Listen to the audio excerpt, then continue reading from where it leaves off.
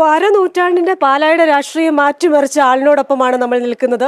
UDFന്റെ സ്ഥാനാർത്ഥി Mani C Kappan sir. പക്ഷെ ഇത്തവണ എന്തോ ഒരു ടൈറ്റ് ഫൈറ്റ് എന്നൊക്കെ ഒരു പറച്ചിലുണ്ട്, ശരിയാണോ? ഇല്ല, അങ്ങനെ ടൈറ്റ് ഫൈറ്റ് ഇല്ല. കഴിഞ്ഞോണയും ത്രികോണ മത്സരം തന്നെയായിരുന്നു, ഇത്തവണയും ത്രികോണ മത്സരം തന്നെയാണ്. കഴിഞ്ഞ 6.5 വർഷമായി ജനങ്ങളുമായി ഒന്നിച്ചിടപെട്ട് അവരുടെ സുഖത്തിലും ദുഃഖത്തിലും ഒന്നിച്ച് പങ്കുചേർന്ന് അവരോടൊപ്പം നീങ്ങിയതിൻ്റെ കോൺഫിഡൻസാണ് എനിക്കുള്ളത്. അതുകൊണ്ട് തീർച്ചയായും നമ്മൾ ജയിക്കും. കഴിഞ്ഞ പ്രാവശ്യക്കാലം ചെറിയൊരു ഭൂരിപക്ഷമെങ്കിലും മേളിൽ കിട്ടി ജയിക്കും. ഇവിടെ ഇപ്പോൾ നമ്മൾ ഈ കാണുന്ന ആൾക്കൂട്ടമൊക്കെ കണ്ടില്ലേ, ഇത് പാലായുടെ ഒരു മൂഡ് ഇങ്ങനെയാണെന്നാണോ പറയുന്നത്? ഞങ്ങൾ എപ്പോഴും നോമിനേഷൻ കൊടുക്കാൻ പോകുന്ന ഈ വീട്ടിൽ നിന്നാണ് കഴിഞ്ഞ 2 പ്രാവശ്യമായിട്ട്. അപ്പം ലക്കിയതായതുകൊണ്ടും തന്നെ വീണ്ടും തുടങ്ങുന്നു എന്നുള്ളതേ ഉള്ളൂ. ഇവരെല്ലാവരും ഞങ്ങളുടെ പാർട്ടികളുടെ എല്ലാ ഘടകകക്ഷികളുടെയും കോൺഗ്രസിൻ്റെയും ഒക്കെ നേതാക്കളാണ്. ഞങ്ങൾ ഇവിടുന്ന് ഒരു ജാഥയായിട്ടല്ല പോകുന്നത്. നേരെ പോയി കുരിശുള്ളിക്കൊല്ലം നേർച്ചയിട്ടിട്ട് അവിടുന്ന് എൻ്റെ ഫാദറിൻ്റെയും മദറിൻ്റെയും ശവടിയെടുത്ത് പോകും.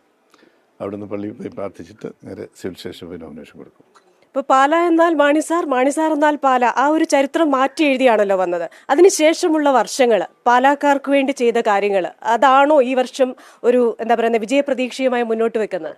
244 കോടി രൂപയുടെ വികസനം ഇവിടെ കൊണ്ടുവരാൻ കഴിഞ്ഞു. അത് ഞാൻ ഭരണപക്ഷത്തായിരുന്നപ്പോഴാണ് കൂടുതലായി കൊണ്ടുവരാൻ കഴിഞ്ഞത്. ഇപ്പുറത്തേക്ക് വന്നു കഴിഞ്ഞപ്പം അതിനൊരു ചവിട്ടായിരുന്നു. വികസന പ്രവർത്തനങ്ങൾക്ക് തടസ്സം സൃഷ്ടിച്ചു. ഇവിടെ പണി പൂർത്തിയാക്കാൻ കഴിയാത്ത പല കാര്യങ്ങളും പെൻഡിങ്ങിലായി. അതെല്ലാം പൂർത്തിയാക്കിക്കൊണ്ട് ഇവിടെ കർഷകന് വേണ്ടി ഒരു കോൾഡ് സ്റ്റോറേജും ഫുഡ് പാർക്കും കൊണ്ടുവന്ന് മീനച്ചിലാറിനെ മോടി പിടിപ്പിച്ച് അങ്ങ് ഒരു റെഗുലേറ്റർ കം പിടിച്ച് മുത്തോലിയും പാലായും തമ്മിൽ യോജിപ്പിക്കുന്ന, അതുകൊണ്ട് പനക്കപ്പാലം വരെ എത്തുന്ന വൈകുന്നേരം ബോട്ടിംഗ് ഉൾപ്പെടെയുള്ള സംവിധാനം. ഇവിടെ വലിയ ടൂറിസ്റ്റ് സ്കോപ്പുള്ള ടൂറിസത്തിന് രാമപുരം ഭരണിയാണോ രണ്ടും പിൽഗ്രിം ടൂറിസ്റ്റ് സ്റ്റേഷനാക്കി പാലായ ടൂറിസം ഹബ്ബാക്കിക്കൊണ്ട് വാഗമണ്ണിൽ നിന്ന് റോഡ് ഇല്ലിക്കലിലേക്കും എലുവീര പോഞ്ചറിലേക്കും കൊടുത്ത് ടൂറിസത്തിൻ്റെ അനന്തമായ സാധ്യതകളും എക്സ്പ്ലോയിറ്റ് ചെയ്യും. ഈ രാഷ്ട്രീയം ഒന്ന് തിരിഞ്ഞു നോക്കുമ്പോൾ കൺസിസ്റ്റൻ്റായി പാലയിൽ നിന്നുകൊണ്ട് പാല പിടിക്കാൻ വേണ്ടി തോറ്റിട്ടും നിരാശപ്പെട്ടില്ല, പിന്നെയും മത്സരിച്ചു കൊണ്ടേയിരുന്നു. അവസാനം 2019 അത് വിജയിച്ചു. ആ ഒരു യാത്ര എങ്ങനെയാണ് ഓർത്തെടുക്കുന്നത്? ഞാനൊരു സ്പോർട്സ്മാനായിരുന്നു. വലിയ ടീമുകളെ തോൽപ്പിച്ചിട്ടുണ്ട്, ചെറിയ ടീമുകൾ തോറ്റിട്ടുമുണ്ട്. അതുകൊണ്ട് തന്നെ എനിക്ക് തോൽവിയും ചെയ്യുന്ന ഒരു പ്രശ്നമല്ലായിരുന്നു. 3 പ്രാവശ്യം തോറ്റു കഴിഞ്ഞ് അതും വളരെ ഇതായിട്ട് ഭൂരിപക്ഷം കുറഞ്ഞു വന്നു. അപ്പോൾ എനിക്ക് കോൺഫിഡൻസ് ഉണ്ടായിരുന്നു അദ്ദേഹത്തിൻ്റെ മരണശേഷം നിന്ന് ഉപതെരഞ്ഞെടുപ്പ് ജയിക്കുമെന്ന്. ജയിച്ച് കിട്ടിയപ്പോൾ നമ്മളെങ്ങനെയാണ് ഒരു MLA ആയി പ്രവർത്തിക്കുന്നത് എന്നുള്ളത് കാണിച്ചു കൊടുത്തു.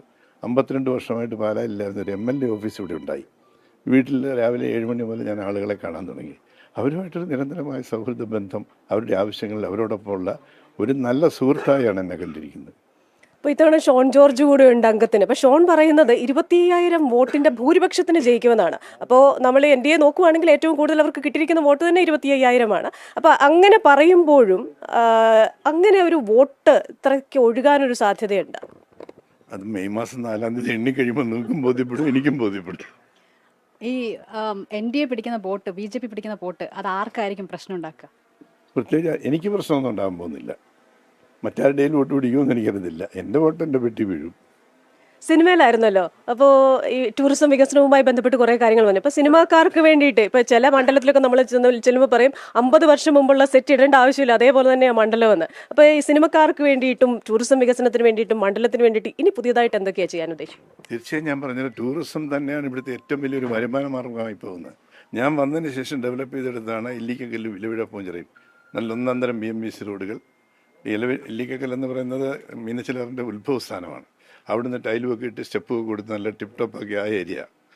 ഈ ഇലവിഴ പൂഞ്ചിറയാണെങ്കിൽ അങ്ങോട്ട് ആളുകൾക്ക് പോകാൻ മേലായിരുന്നു. അത് BMBC ലെവലിൽ റോഡ് വന്നു അങ്ങോട്ട് ടോപ്പ് വരെ.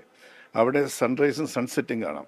മലബാർ മുതൽ ഇങ്ങോട്ടുള്ള ആളുകൾ ഇവിടെ രാവിലെ വെളുപ്പിന് 4:30-5 മണിയാകുമ്പോൾ നിങ്ങൾ ചെന്നാൽ കാണാം. 24 ടീം ഒരു പ്രാവശ്യം എൻ്റെ കൂടെ വന്നിരുന്നു. വളരെ ഭംഗിയാണെന്ന് പറയുകയും ചെയ്തു. 3000 അടി ഹൈറ്റ് ഉണ്ട്, നല്ല തണുപ്പാണ്. വാഗമണ്ണിൽ നിന്ന് 11 കിലോമീറ്റർ വ്യത്യാസമേ ഉള്ളൂ. ഇലവിഴ പൂഞ്ചിറയും ഇല്ലിക്കക്കല്ലും അങ്ങനെ തന്നെ. അപ്പോൾ ഒരു റോഡിങ് വന്ന കണക്ടിവിറ്റി വന്നാൽ വാഗമണ്ണി വരുന്ന അതേ ടൂറിസ്റ്റുകൾ ഇവിടെ എത്തും. അപ്പോൾ പ്രതിപക്ഷത്തിരുന്നപ്പോൾ അത്ര സഹായം കിട്ടിയില്ല എന്ന് നേരത്തെ പറഞ്ഞു. അപ്പോൾ ഇത്തവണ പാല ജയിക്കുക മാത്രമല്ല, ഒരു ഭരണപക്ഷത്തിന്റെ ഭാഗമായി ജയിക്കുക എന്നൊരു പ്രതീക്ഷ കൂടി ഉണ്ടാവുമല്ലോ. എന്താണ് കേരളത്തിൽ ആകെ ഒരു UDFന് എത്രത്തോളം എന്നാണ് പ്രതീക്ഷിക്കുന്നത്?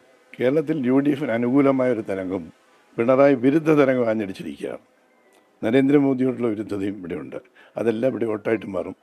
വൈരാഗ്യ ബുദ്ധിയോടുകൂടി ഞങ്ങൾ ഭരണത്തിലെത്തിയാൽ പാലായ്ക്ക് നടത്താൻ കഴിയാതിരുന്ന വികസനം, കഴിഞ്ഞ കാലങ്ങളിൽ തടസ്സപ്പെടുത്തിയ വികസനം, അത് മുഴുവൻ യാഥാർത്ഥ്യമാക്കും.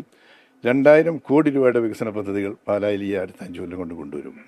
ഇപ്പോൾ എന്തായാലും പുതുതലമുറ വോട്ടേഴ്സ് ഇത്തവണയുണ്ട്. നമ്മുടെ ജെൻസി കുട്ടികളൊക്കെ അവർക്ക് രാഷ്ട്രീയത്തെക്കാൾ കൂടുതൽ വികസനമെന്ന്. അപ്പോൾ ഒരു ജെൻസിഫൈഡ് മാനിഫെസ്റ്റോ ഉണ്ടോ അവർക്ക് വേണ്ടിയിട്ട്?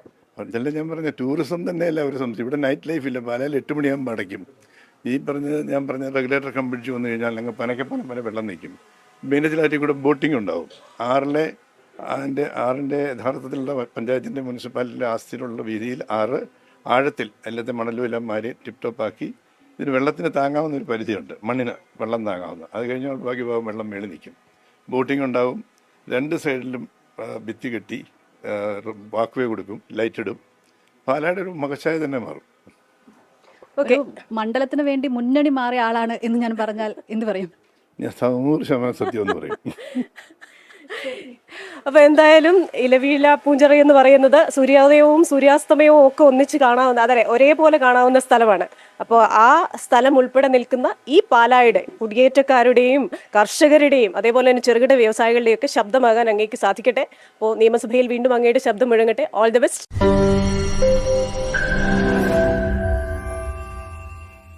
ലോകത്തെവിടെയായാലും ഏത് സമയത്തും 24 വാർത്തകളും ഓഗ്മെന്റഡ് റിയാലിറ്റി പാക്കേജുകളും എക്സ്പ്ലെയിനറുകളും വിശദമായി കാണാൻ ഞങ്ങളുടെ യൂട്യൂബ് ചാനൽ നിങ്ങൾക്ക് സബ്സ്ക്രൈബ് ചെയ്യാം.